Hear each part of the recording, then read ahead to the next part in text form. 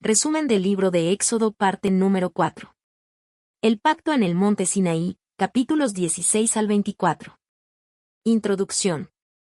Los capítulos 16 al 24 del libro de Éxodo relatan una de las etapas más significativas en la travesía de los israelitas por el desierto y su relación con Dios.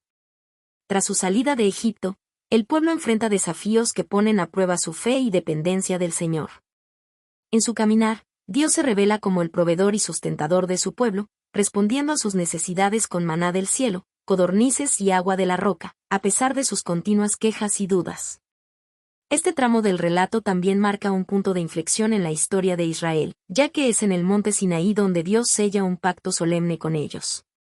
En medio de manifestaciones impresionantes de su gloria, con truenos, relámpagos y una espesa nube cubriendo la montaña, el Señor establece su ley, entregando los 10 mandamientos y un conjunto de normas que regirán la vida del pueblo. Estas instrucciones no solo establecen principios morales y espirituales, sino que también organizan la vida civil y social de Israel, marcando su identidad como una nación santa, apartada para Dios. Este pacto representa un compromiso mutuo. Dios promete ser su protector y guía, mientras que Israel debe responder con obediencia y fidelidad. De esta manera, estos capítulos no solo destacan la provisión y justicia divinas, sino también el llamado de Israel a vivir en santidad, reflejando su relación especial con Dios y su papel en su plan redentor. Capítulo 16. El maná y las codornices. Tras su salida de Egipto, los israelitas continúan su travesía por el desierto y llegan al desierto de Sin. Sin embargo, al enfrentarse a la escasez de alimento, comienzan a quejarse contra Moisés y Aarón, lamentando su situación y recordando la abundancia de comida que tenían en Egipto, aunque vivían como esclavos. Su desconfianza y murmuración ponen a prueba su fe en Dios, pero el Señor, en su misericordia, escucha su clamor y decide proveerles de alimento sobrenaturalmente. Dios les envía 2 tipos de provisión. Por la tarde, codornices cubren el campamento, permitiendo que el pueblo tenga carne para comer, y por la mañana, aparece una sustancia fina y escamosa sobre la superficie del suelo. Al verla, los israelitas se preguntan, ¿qué es esto? Y Moisés les explica que es el pan que Dios les ha dado para su sustento. Este pan celestial, conocido como maná, se convierte en su alimento diario durante toda su estancia en el desierto. Dios establece instrucciones específicas para la recolección del maná, enseñándoles a depender de él diariamente. Cada persona debía recoger solo lo necesario para cada día, sin guardar nada para el día siguiente, excepto en la víspera del sábado, cuando se les permitía recoger una porción doble para poder descansar en el día de reposo. Aquellos que intentaron guardar más de lo indicado encontraron que el maná se descomponía y criaba gusanos, lo que les enseñó la importancia de confiar en la provisión continua de Dios y obedecer sus mandatos. Este capítulo resalta la fidelidad de Dios al cuidar de su pueblo y suplir sus necesidades en medio de la adversidad. También establece principios fundamentales sobre la obediencia, la dependencia diaria en Dios y la importancia del día de reposo, que no solo es un tiempo de descanso físico, sino también una expresión de confianza en el Señor como su proveedor. Capítulo 17. Agua de la roca y la victoria sobre Amalek. Después de experimentar la provisión milagrosa del maná y las codornices, los israelitas continúan su travesía por el desierto y llegan a Refidim. Sin embargo, se enfrentan nuevamente a una crisis: no hay agua para beber. En lugar de confiar en Dios, el pueblo cae en desesperación y murmura contra Moisés, exigiéndole una solución inmediata. Su descontento se torna tan intenso que Moisés teme por su vida, pues la multitud parece estar al borde de apedrearlo. Ante esta situación, Moisés clama a Dios, y el Señor le da instrucciones específicas. Le ordena tomar su vara, la misma que había usado para dividir el Mar Rojo, y golpear una roca en Horeb. Al hacerlo, brota un manantial de agua, saciando la sed del pueblo.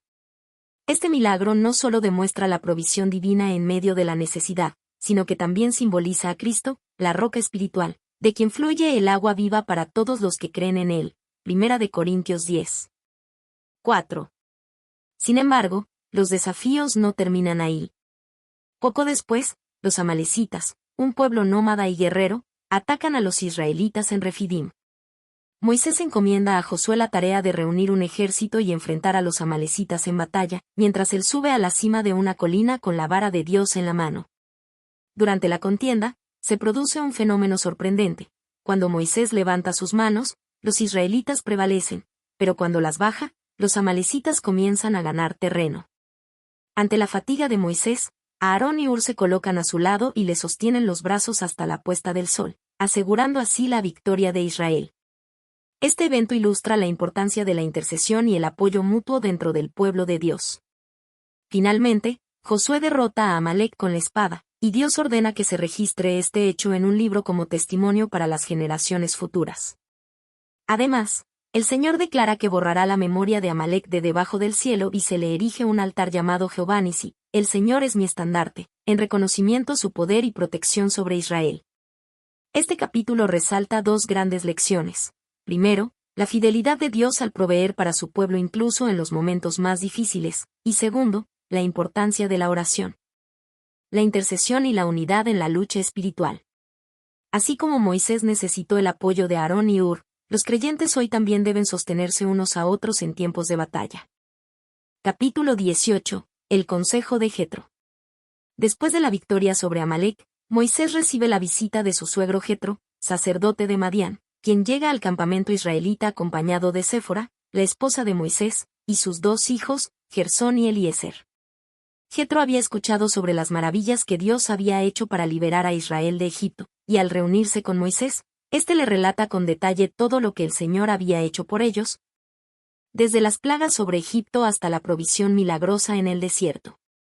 Al escuchar esto, Jetro se regocija y alaba a Dios, reconociendo su supremacía sobre todos los dioses. Luego, ofrece un sacrificio en honor al Señor, y Moisés, Aarón y los ancianos de Israel participan en una comida en la presencia de Dios, celebrando su fidelidad y poder. Este momento representa un acto de adoración y comunión, reafirmando el reconocimiento de la autoridad divina sobre todas las naciones. Al día siguiente, Jetro observa el agotador trabajo de Moisés al atender las disputas del pueblo desde la mañana hasta la tarde. Moisés, como único juez de Israel, debía resolver todos los problemas y consultas legales, lo que le imponía una carga abrumadora. Jetro, con su sabiduría y experiencia, le ofrece un consejo clave: no puede seguir llevando esta responsabilidad solo, pues corre el riesgo de agotarse y desgastar también al pueblo. Jetro le recomienda establecer un sistema de delegación, organizando a los israelitas en grupos de 1000, 100, 50 y 10, y nombrando líderes capaces, temerosos de Dios, hombres justos y honrados para juzgar los casos menores. Solo las situaciones más difíciles serían presentadas ante Moisés, permitiéndole enfocarse en la enseñanza de la ley y la guía espiritual del pueblo. Este consejo introduce un modelo administrativo que alivia la carga de Moisés y establece un sistema judicial más eficiente, basado en liderazgo compartido y principios de justicia. Moisés, reconociendo la sabiduría en las palabras de su suegro, sigue su consejo y establece jueces sobre el pueblo, lo que permite una mejor organización y una mayor eficacia en la resolución de conflictos. Después de esto, Jetro regresa a su tierra, satisfecho de haber contribuido al bienestar de Israel.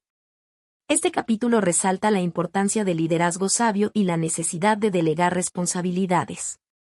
Moisés, aunque elegido por Dios para guiar a Israel, aprende que no debe hacerlo todo solo. La enseñanza de Jetro subraya la importancia del trabajo en equipo, la estructura organizativa y la selección de líderes justos para garantizar el bienestar de una comunidad. Este principio sigue siendo relevante hoy en día en ámbitos de liderazgo, administración y toma de decisiones. Capítulo 19. La manifestación de Dios en el Sinaí. Después de su travesía por el desierto, los israelitas llegan al pie del monte Sinaí, el lugar donde Dios hará un pacto con ellos y les entregará su ley. Moisés sube al monte, y Dios le habla, recordándole cómo sacó a su pueblo de Egipto con poder y cuidado, como un águila que lleva a sus polluelos sobre sus alas. El Señor le encomienda transmitir a los israelitas un mensaje fundamental: si obedecen su voz y guardan su pacto, serán su especial tesoro entre todas las naciones, un reino de sacerdotes y una nación santa. Moisés baja y reúne a los ancianos del pueblo, comunicándoles las palabras de Dios. Con un espíritu de unidad y devoción, el pueblo responde con firmeza: haremos todo lo que el Señor ha dicho. Con esta declaración, Israel se compromete a seguir la voluntad de Dios y a entrar en una relación especial con Él. Dios entonces ordena que se preparen durante 3 días antes de su manifestación. El pueblo debe purificarse, lavar sus vestidos y abstenerse de relaciones conyugales como señal de consagración. Además, se les advierte que no deben tocar el monte, pues la presencia divina es sagrada, y cualquier persona o animal que lo toque morirá. Al tercer día, la presencia de Dios desciende sobre el Sinaí en una impresionante demostración de su poder y majestad. El monte se cubre de una densa nube, acompañada de truenos, relámpagos y el sonido ensordecedor de un cuerno que aumenta en intensidad. La tierra misma tiembla, y el pueblo, lleno de asombro y temor, observa la escena. Dios llama a Moisés a la cumbre del monte y le ordena que descienda para advertir nuevamente al pueblo que no traspase los límites establecidos. Solo Moisés y Aarón pueden acercarse, mientras que los sacerdotes y el pueblo deben mantenerse a distancia. Esta instrucción subraya la santidad de Dios y la necesidad de reverencia ante su presencia. Este capítulo marca un momento crucial en la relación entre Dios e Israel. La manifestación en el Sinaí no solo muestra el poder y la gloria de Dios, sino que también establece el escenario para la entrega de la ley y el pacto que definirá la identidad del pueblo de Israel. Es un recordatorio de que Dios es santo y exige obediencia y consagración de su pueblo. Capítulo 20. Los 10 mandamientos. Desde la cumbre del monte Sinaí, en medio de truenos, relámpagos y una espesa nube, Dios habla directamente a su pueblo, proclamando los 10 mandamientos, el fundamento moral y espiritual de la nación de Israel. Estas leyes divinas establecen principios esenciales para la relación del pueblo con Dios y con los demás. Los primeros 4 mandamientos regulan la relación del hombre con Dios. No tendrás dioses ajenos delante de mí. Dios demanda exclusividad en la adoración, rechazando toda idolatría y asegurando que solo Él merece la devoción del pueblo. No te harás imagen ni semejanza de lo que está arriba en el cielo ni abajo en la tierra. Se prohíbe la fabricación y adoración de ídolos, reafirmando la naturaleza invisible y trascendente de Dios. No tomarás el nombre de Jehová tu Dios en vano. Se advierte contra el uso irrespetuoso del nombre de Dios, recordando que su nombre es santo y debe ser tratado con reverencia. Acuérdate del día de reposo para santificarlo. Se ordena la observancia del séptimo día como día sagrado, dedicado al descanso y a la adoración, en recuerdo de la creación y la liberación de Egipto. Los 6 mandamientos restantes rigen las relaciones humanas y la convivencia en sociedad. Honra a tu padre y a tu madre. Se enfatiza la importancia del respeto y la obediencia a los padres, con la promesa de una vida prolongada y bendecida en la tierra. No matarás. Se prohíbe el asesinato, protegiendo el valor sagrado de la vida humana. No cometerás adulterio. Se ordena la fidelidad en el matrimonio, preservando la santidad de la familia y las relaciones conyugales. No hurtarás. Se condena el robo, promoviendo la justicia y el respeto por la propiedad ajena. No darás falso testimonio contra tu prójimo. Se prohíbe la mentira y el engaño, garantizando la integridad en la justicia y las relaciones humanas. No codiciarás. Se advierte contra el deseo desmedido de lo que pertenece a otros, llamando a la gratitud y el contentamiento. El pueblo de Israel, al escuchar la voz de Dios y ver los relámpagos, el humo y el temblor del monte, queda profundamente atemorizado. Temeroso de la majestad divina, le ruegan a Moisés que sea él quien les transmita la palabra de Dios, en lugar de que Dios les hable directamente, por miedo a morir. Moisés los tranquiliza, explicándoles que Dios ha venido para probarlos y que su temor debe estar en ellos para que no pequen. Dios también le da instrucciones adicionales a Moisés sobre la construcción de un altar de tierra o piedra sin labrar, donde el pueblo podrá ofrecer sacrificios sin recurrir a imágenes o ídolos. Este capítulo marca un momento trascendental en la historia de Israel. Dios mismo entrega su ley, estableciendo los principios que guiarán a su pueblo. Los 10 mandamientos no solo regulan la vida de los israelitas en ese momento, sino que se convierten en la base moral y espiritual de generaciones futuras, reflejando la voluntad de Dios para la humanidad. Capítulo 21. Leyes sobre la justicia y la esclavitud. Después de proclamar los 10 mandamientos, Dios entrega a Moisés una serie de leyes que detallan la aplicación de la justicia en la comunidad israelita. Estas regulaciones abarcan diversos aspectos de la vida social, estableciendo principios de equidad, protección y responsabilidad. Se incluyen normas sobre el trato de los siervos, las penas por delitos graves y las compensaciones por daños, asegurando que la convivencia esté basada en la justicia y la dignidad humana. Leyes sobre la esclavitud. Aunque la esclavitud era una práctica común en el mundo antiguo, La ley de Dios introduce regulaciones que protegen la dignidad de los siervos y les otorgan ciertos derechos. Un esclavo hebreo debía servir solo 6 años, y en el 7º, debía ser liberado sin pagar nada. Si el esclavo llegaba solo, saldría solo, pero si llegaba con esposa, ambos serían liberados juntos. Si el amo daba una esposa al esclavo y tenían hijos, la esposa e hijos seguirían perteneciendo al amo, y el esclavo podía optar por quedarse voluntariamente. En este caso, debía hacer una declaración pública de su deseo de permanecer con su amo, y su oído sería perforado como señal de su compromiso de servir de por vida. Las esclavas recibían protección especial, asegurando que no fueran tratadas como simples mercancías. Leyes sobre la violencia y el homicidio. Dios establece principios claros para castigar los actos de violencia y garantizar la seguridad de la comunidad. Homicidio premeditado. Aquellos que asesinaban intencionalmente debían ser ejecutados. Homicidio involuntario. Si alguien mataba accidentalmente, podía huir a un lugar de refugio designado para evitar la venganza de sangre. Golpes y heridas. Si una persona hería a otra, debía compensar la pérdida de tiempo y pagar los gastos médicos. Secuestro. Era un crimen grave, castigado con la pena de muerte. Leyes sobre el respeto y la autoridad. El respeto por la autoridad y la estructura familiar se enfatiza en las siguientes normas. Maldecir o golpear a los padres era considerado un acto grave, castigado con la muerte. Si un amo hería gravemente a su siervo hasta causarle la pérdida de un ojo o diente, el siervo debía ser liberado como compensación. Leyes sobre responsabilidad y compensación. Dios establece normas de responsabilidad civil para regular la convivencia. Si un toro embestía y mataba a una persona, el animal debía ser apedreado. Si su dueño ya sabía que era peligroso y no tomó precauciones, también debía ser castigado. Si alguien cavaba un pozo y no lo cubría, y un animal caía en él, debía pagar al dueño del animal. En caso de daño a la propiedad ajena, debía haber restitución según el valor del daño causado. Este capítulo revela el énfasis de Dios en la justicia y la equidad, asegurando que cada individuo en la sociedad sea tratado con dignidad y que los crímenes y daños sean castigados de manera justa. Además, introduce el principio de responsabilidad personal, donde cada persona debía rendir cuentas por sus acciones y reparar los daños causados.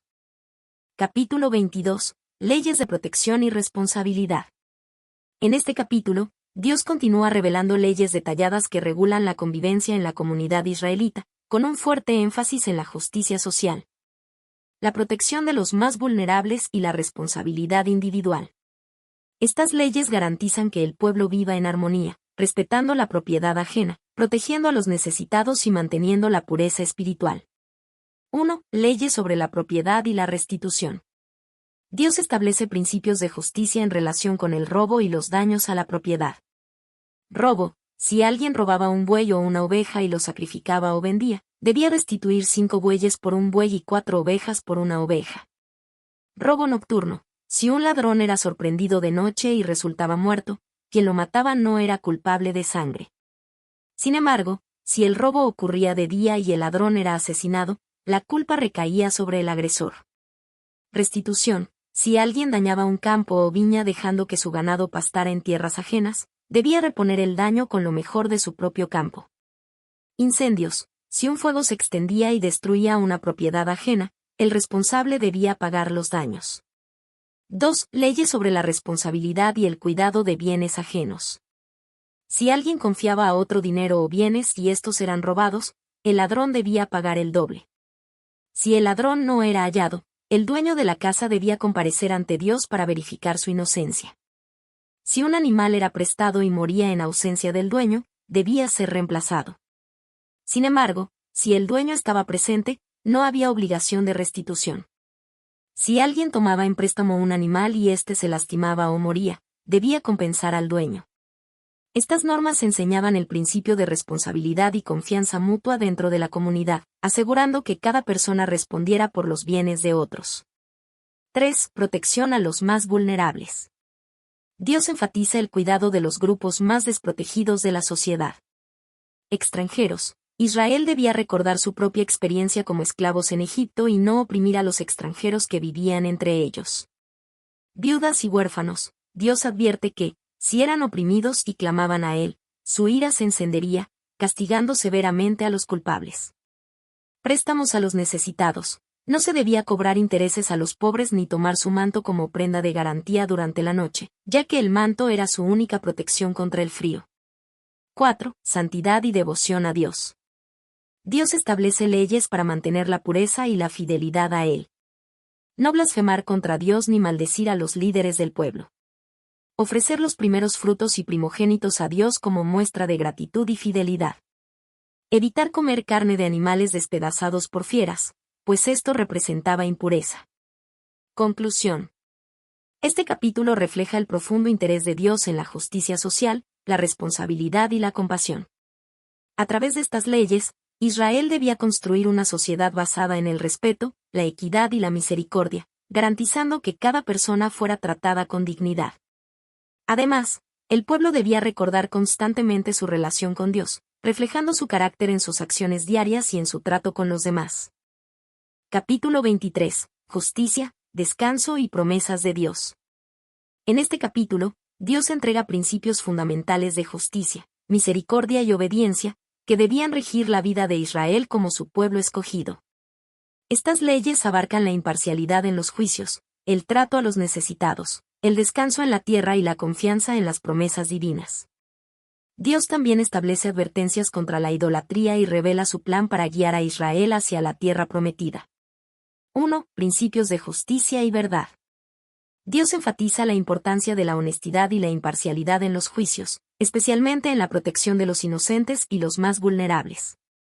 No difundir falsos rumores ni participar en conspiraciones injustas. No seguir a la mayoría para hacer el mal ni dar falso testimonio en un juicio. No favorecer injustamente ni al pobre ni al rico en los juicios. El veredicto debía basarse en la verdad. Si un enemigo pierde su animal o necesita ayuda con su carga, el israelita debía ayudarlo, promoviendo la reconciliación y el amor al prójimo. No aceptar sobornos, ya que corrompen el juicio y pervierten la justicia. No oprimir a los extranjeros, recordando que Israel también fue extranjero en Egipto. Estas leyes aseguraban que Israel fuera una sociedad justa y moralmente íntegra, evitando los errores que muchas naciones cometían al permitir la corrupción y la explotación de los débiles. 2. El año sabático y el descanso semanal. Dios establece dos prácticas esenciales para el descanso y la provisión. El año sabático, cada 7 años, la tierra debía quedar en reposo, permitiendo que los pobres y los animales se alimentaran de lo que creciera espontáneamente. Esto demostraba la confianza en la provisión de Dios y promovía la generosidad.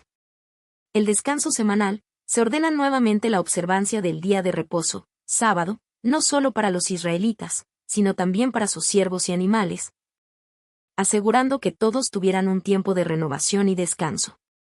Ambas leyes reflejan el deseo de Dios de que su pueblo dependiera de Él y mostrara compasión por los demás. 3. Las fiestas anuales en honor a Dios. Dios ordena la celebración de 3 fiestas anuales en las que todos los varones debían presentarse ante Él. Fiesta de los panes sin levadura. Recordaba la salida de Egipto y la rápida obediencia del pueblo al dejar atrás su antigua vida. Fiesta de la siega. Pentecostés celebraba la provisión de Dios en la cosecha temprana. Fiesta de la cosecha. Tabernáculo se celebraba al final del año como gratitud por la abundancia recibida. Dios también prohíbe ofrecer sacrificios con levadura y ordena que las primicias de las cosechas sean entregadas a Él, como señal de fidelidad y gratitud. 4. Advertencias contra la idolatría y la influencia pagana. Dios advierte a Israel sobre los peligros de las naciones que encontrarán en la tierra prometida. No invocar ni adorar a los dioses de otras naciones.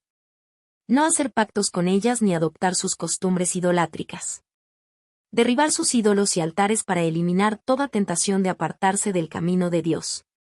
La obediencia a estos mandatos era clave para mantener la santidad del pueblo y su relación con Dios. 5. La promesa de la protección divina. Dios les asegura a los israelitas que no estarán solos en su travesía. Promete enviar un ángel delante de ellos para guiarlos y protegerlos en el camino hacia la tierra prometida.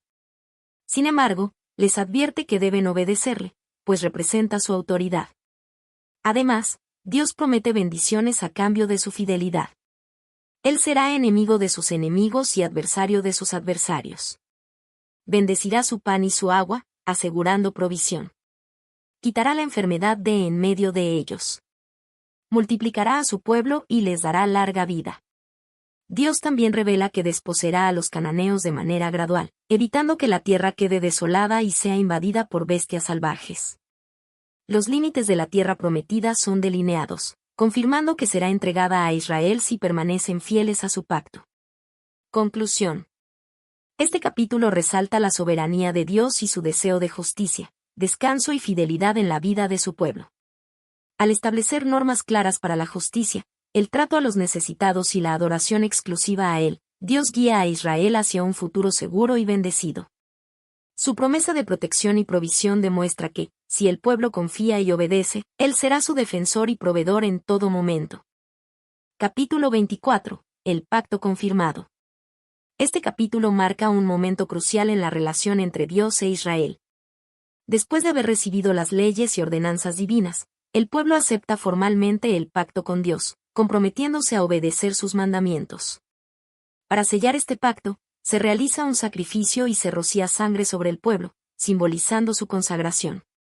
Además, un grupo selecto de líderes tiene una visión de Dios, y Moisés asciende al monte Sinaí, donde permanece 40 días y 40 noches para recibir más instrucciones divinas.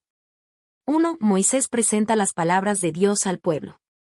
Después de recibir las leyes y preceptos divinos, Moisés desciende del monte Sinaí y presenta al pueblo todo lo que Dios ha ordenado. La reacción de los israelitas es unánime y significativa. Todo lo que Jehová ha dicho, haremos. Con esta declaración, el pueblo muestra su disposición a obedecer los mandamientos y someterse a la autoridad de Dios.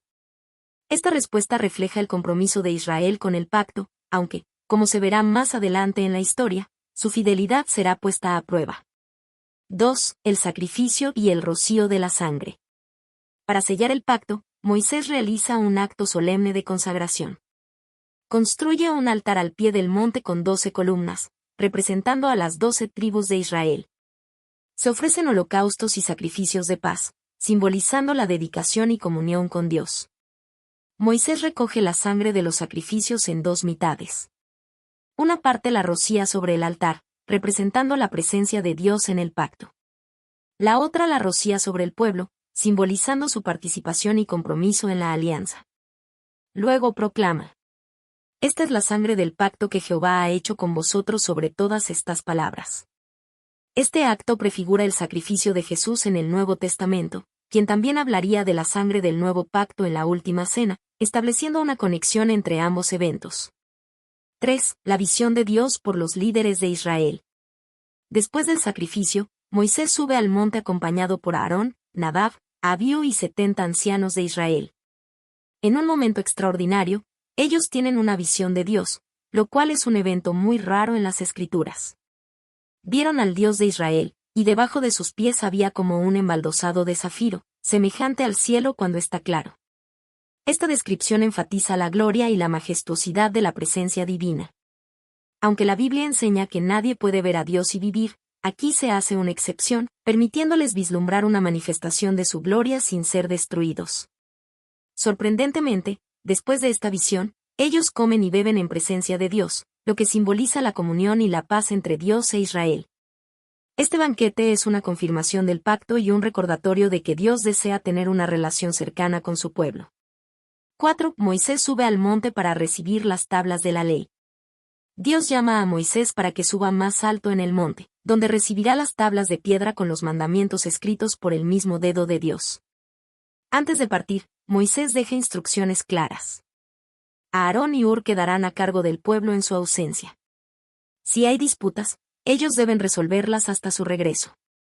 Moisés, acompañado por su ayudante Josué, asciende al monte, donde una nube densa cubre la cima durante 6 días.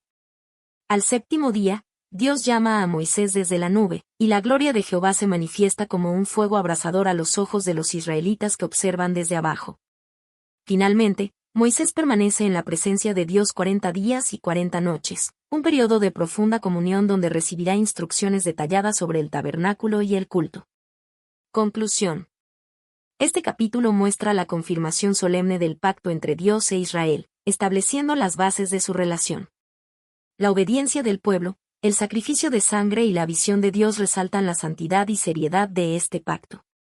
Además, la ascensión de Moisés al monte marca el inicio de una nueva etapa de revelación, en la que Dios dará detalles sobre su presencia entre el pueblo. El capítulo también apunta hacia el futuro, prefigurando el nuevo pacto en Cristo, quien sellaría con su sangre una alianza eterna entre Dios y la humanidad. Conclusión. Estos capítulos revelan el profundo amor y la soberanía de Dios al guiar a su pueblo, mostrando su provisión, justicia y santidad. Desde el suministro milagroso de agua en el desierto hasta la entrega de las leyes en el monte Sinaí, Dios se manifiesta como un líder y protector que no solo satisface las necesidades físicas de Israel, sino que también establece un marco espiritual y moral para su vida en comunidad.